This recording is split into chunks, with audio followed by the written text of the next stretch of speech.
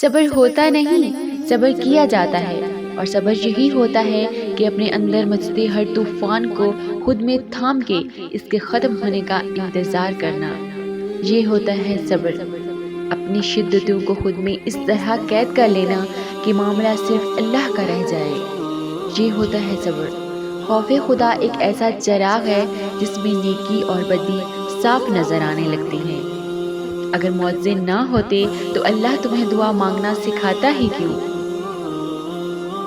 ہو نہیں سکتا جو دعا اللہ نے دل میں ڈالی ہو وہ نصیب میں نہ ہو۔ تم دعا کرتے رہو، معجزوں کا یقین رکھو، پھر دیکھو دعا ختم ہوتے ہی معجزہ ہو جائے گا۔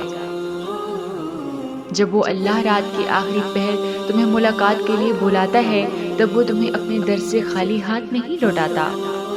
خالی ہاتھ لوٹانا اس کی شان نہیں ہے، وہ ناممکن کو ممکن بنانے اور رکاوٹ کو ہی وسیلہ بنانے پہ قادر ہے۔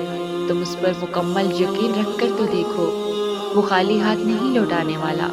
معجزوں کی راہ تو اللہ آخری سانس تک کھلی رکھتا ہے، تو تم تب بھی دعا کرتے رہنا جب تمہارے پاس قبولیت کی کوئی بھی وجہ باقی نہ رہے،